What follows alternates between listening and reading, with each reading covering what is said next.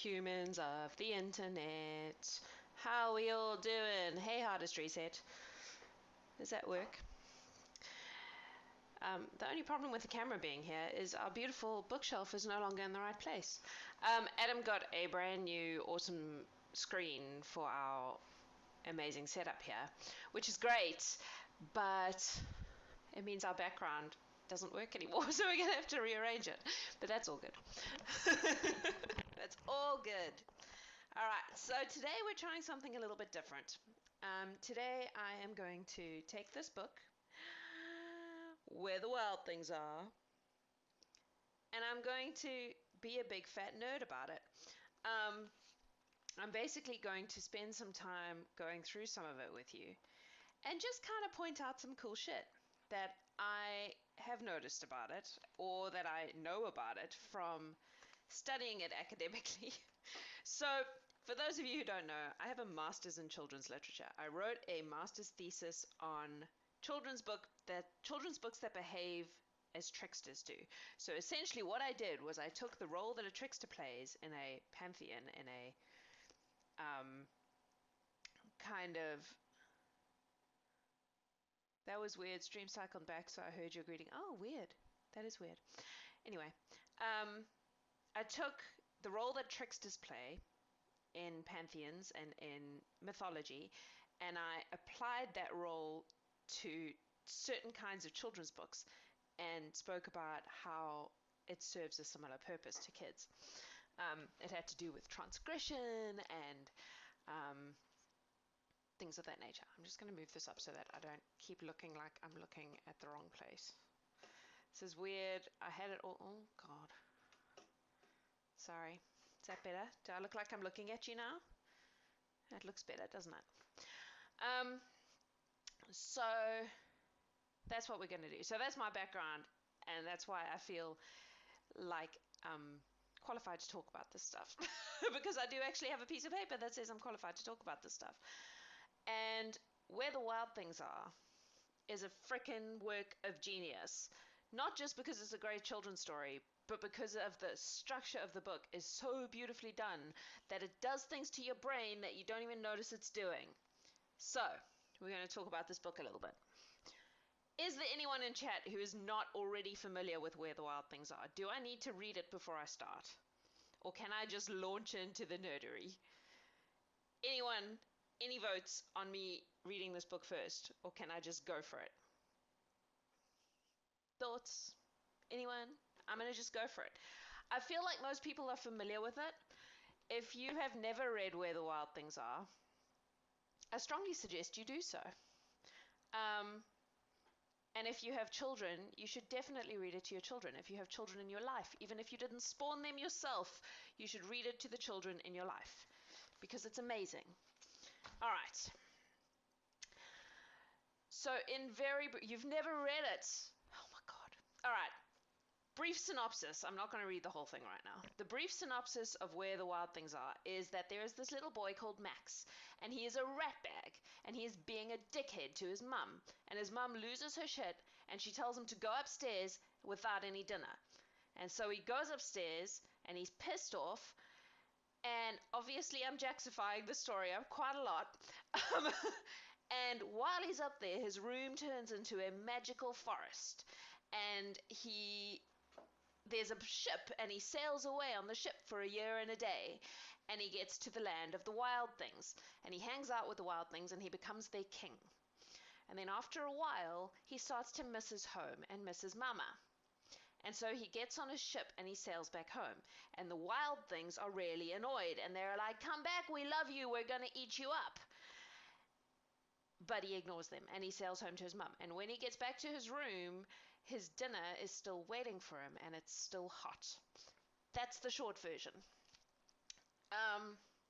And one of the reasons I love this book so much is because so many children's books are horribly didactic, right? There's this idea that children's books have to have a message or a moral or teach the children something, right? But the only message in this book is that even if you're a little shit, your mom's still gonna love you. And I feel like that's really important. Like, kids need to know that, because kids are naughty. Like, kids do stupid things and they push boundaries, and that's part of being a child. And I think it's very important that they know that no matter how dickish they are, their mum should still love them. So that is one of the reasons why I love it. I'm actually getting teary. That's how emotional I get about the story. Because I feel like that is a really important message to give kids, that it's okay to be a kid, that it's okay to make mistakes and do stupid things and yell at your mum. It's not really okay to yell at your mum, but it's not going to make her stop loving you. That you do things and you make mistakes and you screw up, and at the end of the day, your mum will still leave you hot dinner in your room. Right? So that's the overarching reason why I like it. But Maurice Sendak is a frickin' genius, you guys. So I'm about to dive into the nerdery quite heavily here. There was a woman called Julia Kristeva, who you may or may not have heard of, depending on whether you've ever done narrative theory. I'm a little rusty on exactly what she said, but she had a lot of stuff to say about the symbolic and semiotic orders. And essentially, in layman's terms, what she was getting at is that language and grammar and linguistic structure, to some degree, will always limit or circumscribe your access to meaning. That there are certain things you cannot reach using language, was essentially the gist. And obviously this has been dealt with a lot in relation to poetry, because poetry breaks those rules a lot of the time, especially someone like E.E. Cummings, right, who is like, fuck you, grammar, I'm going to do what I want. And trying to reach meaning through doing that, through breaking those rules and like breaking that semiotic structure open. I actually like it better here, apart from the thing, and also it doesn't sit very nicely on that screen. FYI, but that's fine. It's all serious. It's fine for today. So most people apply Kristeva and that whole kind of, like, I'm giving you a very simplified version of what she goes on about, but that's the gist. And most people apply that to poetry, because poetry is the textual form that most clearly breaks the rules, right? But it also applies really well to picture books, because picture books, by definition, are not just text, right? They're also imagery. And this book in particular really does that beautifully. So I'm going to show you something about this book. If I can figure out which way to go. There we go. All right. So it starts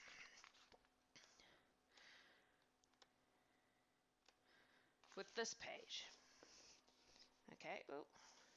So there is a relatively small image circumscribed by a lot of white space of Max making mischief. And the text says, the night Max wore his wolf suit and made mischief of one kind, and then the next page says, and another. And again, simple picture of Max, lots of white space, stack loads of white space here, nothing but text, right?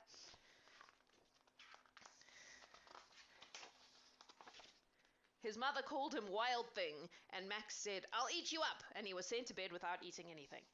And at this point, you can see the picture starts to get bigger, right? The white space, right? It's still circumscribed by that white space. It's still framed by it, but it's growing, right? And this is a perfectly normal picture of a kid in a suit in his bedroom. The next picture, his bedroom starts to overgrow, right? So this is the forest that he discovers in his room. And here you can see the frame is getting broken by the leaves, right? You can see that there and there. That this white frame that has circumscribed his world, his life, is being broken, right? Perfectly normal. Well, you know, if you know kids, it is relatively normal for that to happen. All right. And that continues to happen. So this image now, there's even less white space, and throughout the book that continues, right? So the next page, when basically the room has disappeared, his real world has disappeared, he's completely in the jungle, the page is completely covered. Yeah, so there's no white space there at all. And as you go through, as an adventure happens, this starts to bleed onto the textual space, right? And it continues to do so, and it does so more and more as you go along. Now, you could say this is a coincidence, but so we get to here. We're now in the land of the wild things, and you can see that the picture has way more real estate. Fuck, it's so distracting when it goes mirror image than the text does. And they do all their wild things, and then we get to the point where it says, where they make him the king, and Max says, "And now," cried Max, "let the wild rumpus start." And this is the very center of the book. And in the very center of the book, there's absolutely no text at all. So, and then it does the exact same thing in reverse as you go towards the end of the book. So basically what he's doing is he's allowing this imaginative world of this forest and this like magic place that Max is going to overcome his reality, right? His circumscribed normal life, which when you take into account that kids have very little freedom. Realistically, most children have to do what they're told. There's a lot of rules. Most kids don't get an awful lot of freedom, and they don't get an awful lot of choice about things that happen in their world. So this ability to imaginatively escape from that circumscription is pretty important. And then after that, you can see, so we have another page of the Wild Rumpus, and another page of the Wild Rumpus, and then we go back to this, and this is where Max starts to miss home. Right? And he starts to miss his mum and want to go home. And he smells good things to eat, because food is important to children. And then you see the exact same process happen in reverse, right? He gets back to his room. We're back. The things are properly separated. And the very last page, so it's blah, blah, blah. He got home to his room where he found his supper waiting for him. And the very last page of the book looks like this. And it was still hot. So the "and it was still hot" to me is always about, mum's love is always there. Right? Even if you're a rat bag, she's going to feed you and it's going to be good. But there's absolutely no imagery here.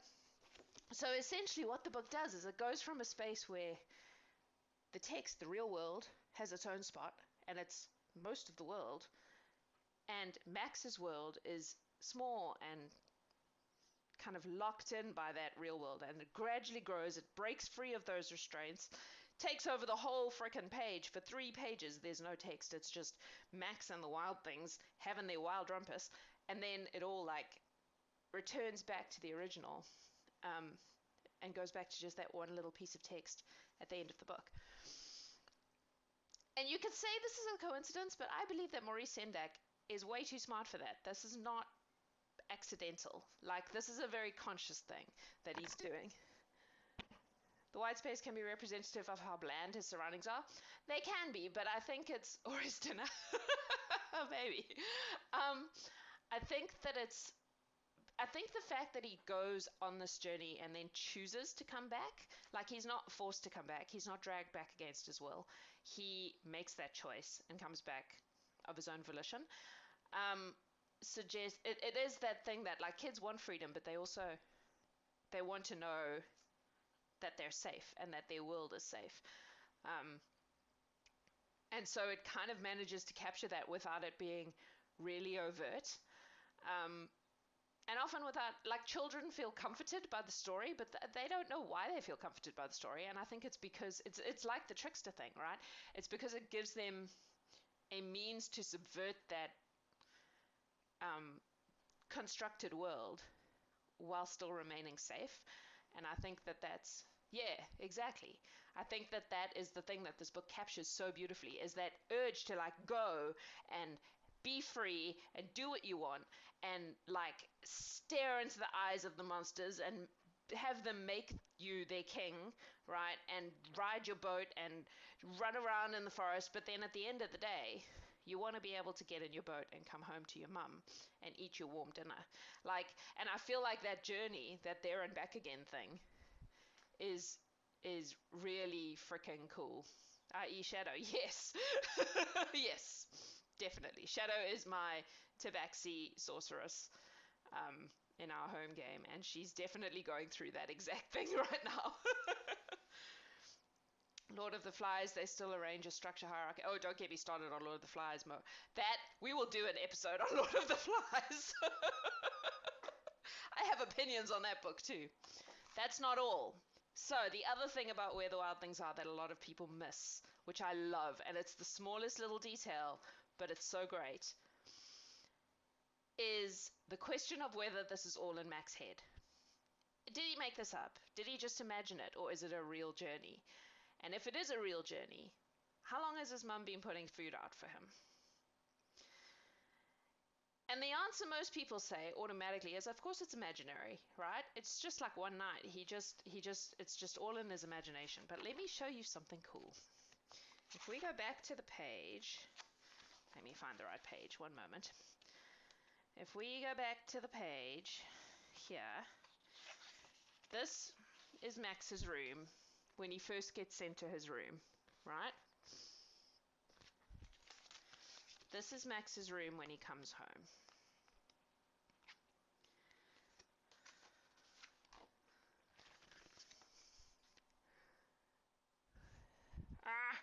This way. Now, if you look really carefully, the moon changes. This is Max's room when he's sent to his room. The moon is definitely not full. Yeah? When it turns into a forest, it's very clear that it's not full.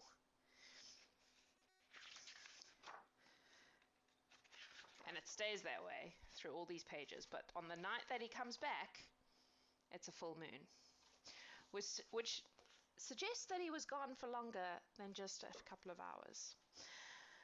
And I like the ambiguity of it, because you could say that's ridiculous. Of course it's not real, right? His mum just felt bad about making him miss his dinner and made sure that it was there.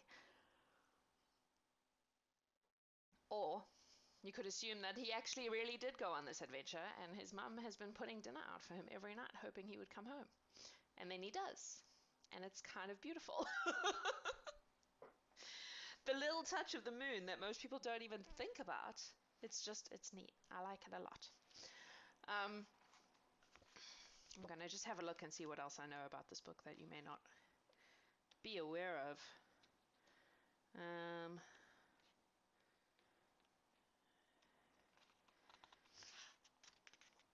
Because yes, they talk about when he sails, they talk about he sailed off through a night and a day and in and out of weeks and almost over a year to where the wild things are. Now, of course, that's a very childlike attitude to time, right? Because even half a phase is a long time for him to be gone, right? That's like 2 weeks. That's a pretty significant period of time. But yeah, it's that really childlike approach to time where, you know, kids don't really have a great grasp on how long time is, especially little kids. And then in the land of the wild things, the moon is still half phase. But yeah, then when he gets home, it's a full moon. And in fact, I did know this, but I've only just remembered it. So that's the first page. Sorry, that's the page where they make him king, right? That's the wild rumpus. So there's already inconsistency there while he's in that land. Like, you know, they make him king and then they do the wild rumpus and then it's daybreak. And that's when he starts to miss his people. And he sends them to dinner with no supper. Hey, wolf tracks. So when he's put into that position of authority, he ends up actually using the exact same tools that his mum uses. So when the wild things piss him off, he's like, he tells them stop and he sends them to bed with no supper or no dinner. Which of course is exactly what his mum did to him. Which also says something pretty significant about kids and where they learn everything, where they learn about authority and power and punishment. It's from the adults in their lives, right? It's a really genius little book for something that has very few words in it. Yeah, exactly. Um, and so much of what's happening in the book is happening in the imagery. Like if you just read the text and you don't pay attention to the pictures, you're really missing out on half the story, which is kind of the point of a picture book to me. Like a picture book, the illustrations shouldn't just illustrate the words, they should add to it. And this is definitely this book, that is definitely the case. Like when you start to actually look at the pictures, you find things that, like the moon thing. I love the moon thing because it's so subtle, and unless you're actually looking, you won't even notice. Like I bet a lot of people don't even notice. I didn't notice, and then I read about it in an article, which I don't remember what it was now. Richard Scarry was a master at including fun Easter eggs in his drawings for his books. He was. He was. But the thing about Richard Scarry books is that they're designed for that. They're designed for sitting and looking for things, right? It's like the Where's Wally thing. Like it's all about the images. Whereas something like this, there's a definite kind of cooperation between the text and the illustrations, which I think is super important. Um, so, yeah. I think that's all the nerdery I have about this book right now, except to say that if you have children in your world, you should read them this book because it is freaking cool. And I could talk a lot more about the trickster thing. I'm going to talk a little bit more about the trickster thing because it's not 2 o'clock yet. So my whole thesis was based around the idea that children need safe transgression, right? Children need ways of, yay, book nerdery. Children need ways of safely testing boundaries and transgressing boundaries. Humans need safe transgression, is the truth. But kids especially, because they have so little autonomy of their own, like they don't get to control a lot about their lives. And it's only, most kids in most households get very little control over their life. They get very little control about what food they get fed. Some may get no control over what clothes they have or what books they get read to them. They're constantly being told, you have to do this, you have to do this, you can't do that, you have to do this, you can't do that. Kids don't have a lot of power, right? So I think that there are certain kinds of books that allow children that kind of safe transgression. This idea came to me because I had a conversation with someone once about swearing and how we tell children not to swear, and we do it even though we do. So the adults will be like, fuck you, motherfucker, and then we'll tell the kids, those are grown-up words. You're not allowed to use those words until you're bigger, right?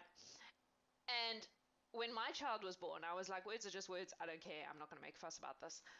And then I had a conversation with someone where they said that the interesting thing about that whole cussing and swearing and whatever is that it's not that we don't want kids to use those words. I mean, we don't want kids to use those words, but that's not all it is. It's also that we don't want kids using language until they understand about appropriate use of language. So it's one thing for me to sit here in the stream here and swear like a sailor, but if I go to work and I do that in front of the director of the zoo, I'm probably going to get into trouble. Yeah? Or if I'm at a wedding or a funeral and I start cussing out things. Like it's about knowing your audience and using it appropriately. And that was interesting because and then we were talking about transgression and how kids then will sometimes use that language because they want to transgress. And at the end of the day, it's not a big deal. Like no one's gonna die, no one's gonna get hurt, no one's gonna, it's not hugely impactful, I guess, if a kid says shit. But it allows them to feel rebellious and like they're transgressing, and that's a really important thing.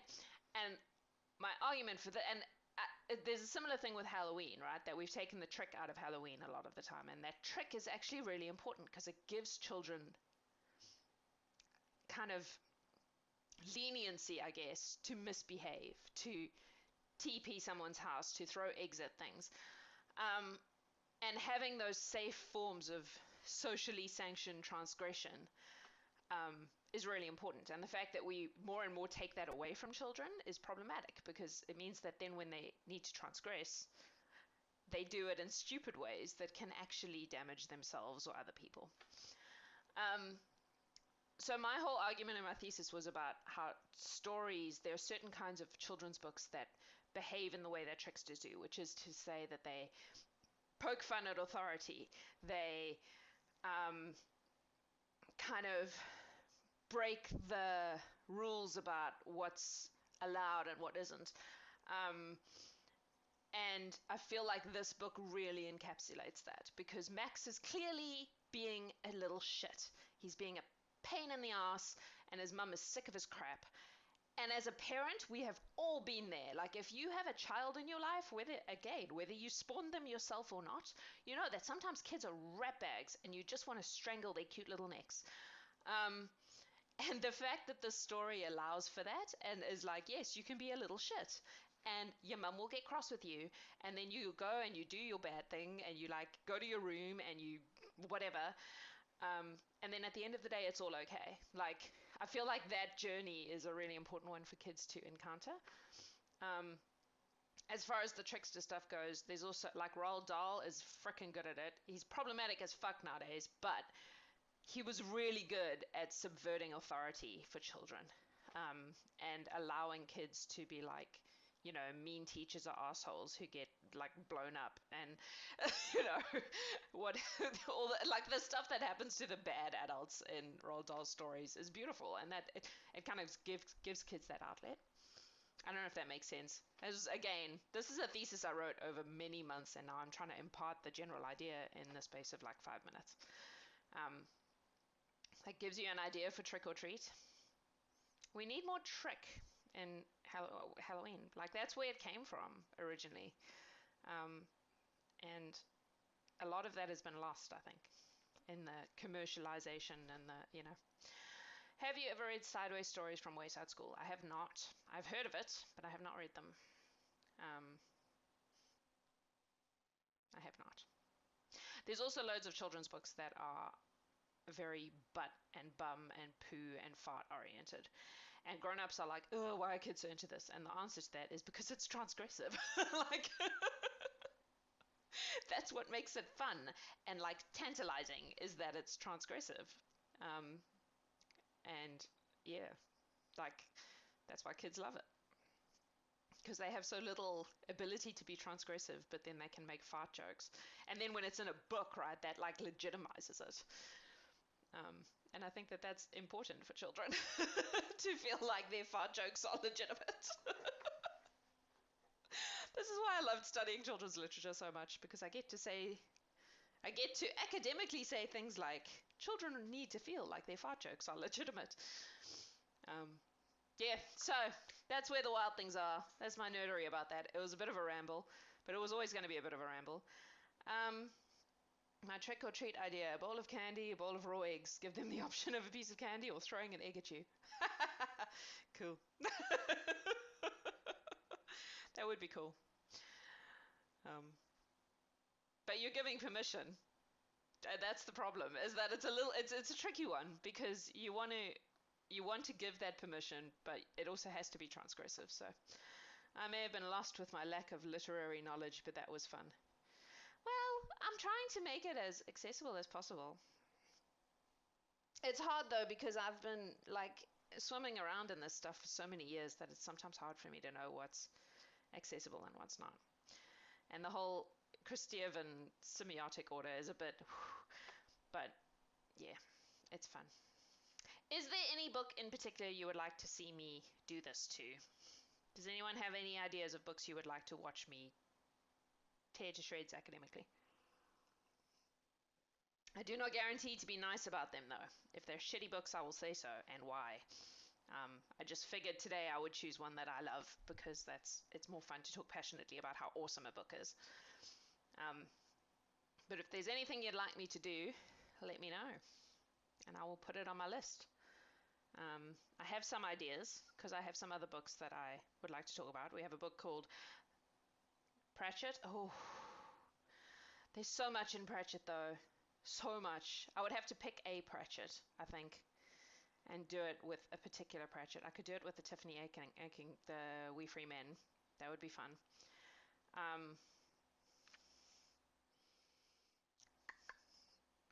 There's so much in Pratchett. Like, I feel like I'm not sure if I could do it justice in half an hour. But we could give it a go. I could do the We Free Men. Wolves Inside the Walls. Now that's a good idea. We have that. Um, Wolves Inside the Walls is beautiful. And it also addresses a lot of these things that I'm quite into, the like transgression and, you know, inside and outside. Yeah, there's a lot of stuff going on there. Babysitters Club, Hardy Boys, Nancy Drew. My biggest thing with that is that it's been a long time since I've read those books, so I would have to reread them. Um, but yeah, we could certainly do something about that like genre of, you know, in the 70s, 80s, and 90s of books like the Hardy Boys and Nancy Drew. I mean, I frickin' devoured those books as a child. They have up-to-date Hardy Boys and Nancy Drew stories. I'm sure they do. I mean, the Nancy Drew stories they were written by multiple people anyway. They're very much Mills and Boons for small children. Like, they're written to a formula, and um, I'm not sure how interesting that would be because of that, but possibly there's something to be said about all of that stuff. Judy Blume would be interesting, although again, I would have to reread them. I would also be keen to do something like, oh man, I just had it in my brain and now it's gone again. Oh, we spoke about Lord of the Flies. That would be fun. Um, but yeah. The problem with those longer books is that I can talk about it, but if you haven't read it, it's going to be tricky to keep up because I obviously can't read it to you. Where the Wild Things Are, there was quite a lot of. I don't know if you have access, but the American Girl books are apparently really well done and fairly historical accurate. I've never heard of those. I will look them up. I will look them up. Yeah, I will pick something for next week. I might do Wolves Inside the Walls for next week because I have it and it's another picture book, so it's relatively accessible. Would you be? I'm willing to look at anything, is the first answer to your question. Will you be willing to look at something like Anti-Racist Baby? I don't know that one. But yes is the answer. I'm willing to look at anything. It will depend on me being able to get hold of it. So we have a pretty good library here in Hamilton, so I can have a look. I would love to do something on Kat Valenti's The Girl Who Circumnavigated Fairyland books. Because holy shit. But again, they're so rich. There's so much happening there. It'd be like Pratchett. I'm not sure I could do it justice. But if you haven't read those books, you should read those books. They're really, really, really, really, really, really good. My Facebook cover thing that says family is a transitive property is out of one of those books. All right, my darlings. I will give it some thought. I'll probably do Wolves in the Walls next week, but if you have any other suggestions or anything you'd like to see me do, maybe tweet it at me or message me or something and let me know, and I will start to make a list and see what I can get hold of. You did miss it, Artbeck. But it's okay, there will be VODs. You can go and find the VOD and read it. But we did Where the Wild Things Are, and it was awesome. And you should definitely check it out. The first book I can remember reading was More Spaghetti, I Say, and has that safe transgression element. You find when you start looking for it that a lot of children's books have that thing going on. Especially the good ones, especially the ones that kids actually like. They often have that aspect to them just because that's what makes them like it. Like, kids like a story that pokes holes in adult authority. Frankly, adults like stories that poke holes in adult authority. Like, that's why we like anti-heroes and superheroes and, you know, like, yeah, that's a very human thing. And a lot of the time when you find these things that children like, when you actually stop and look at it, you're like, actually, grown-ups like that thing too. We just tend to dress it up in more stuff. Whereas with kids, it's, I told a fart joke, haha, I'm gonna laugh even while you look disgusted. some children never outgrow that. You can catch it on VOD, Artbeck. It will be there. You should be able to see it right after we finished here. All right, my loves, it is 2:06, which means I need to get out of here. There is Shakespeare. Oh my god, don't get me started. I'm such a Shakespeare nerd. That would be fun too. Yeah, I will start making a list. Next week we will do Wolves in the Walls, because that's amazing. And yeah, let's see if there is someone we can raid today. Who is online? Let's have a look. Really? Is that all? That can't be right. One moment, caller. Let's have another look. Oh no, Snuggy. It's Snuggy, you guys. He's playing Fall Guys, which I've heard many awesome things about. So let's raid some Snuggy. If you have never raided before, you don't have to do anything. Stay where you are. Come along with us to visit Snuggy. He's playing Fall Guys. He's a beautiful human being. His chat tends to not be very safe for work, so if you're watching from work, maybe mute him. But he is great fun and a lovely human being, and it would be awesome if you followed me along and hit the follow button and supported his stream. I love you guys, and tomorrow we will be reading Hans Christian Andersen. So be here tomorrow for some more fairy tales. And I will see you then. I love you. Stay safe. Stay sane. Look after yourselves. You're the best.